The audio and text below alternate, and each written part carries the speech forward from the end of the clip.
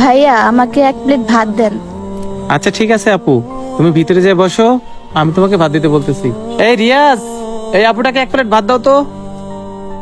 আচ্ছা মহাজন, দিতেছি।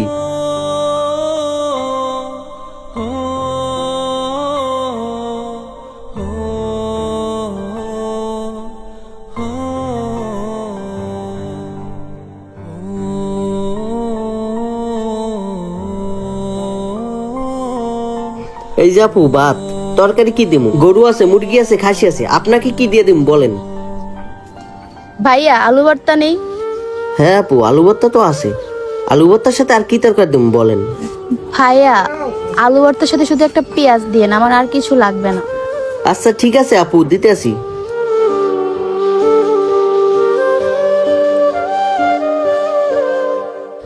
কি ব্যাপার, মেয়েটাকে দেখে মনে হচ্ছে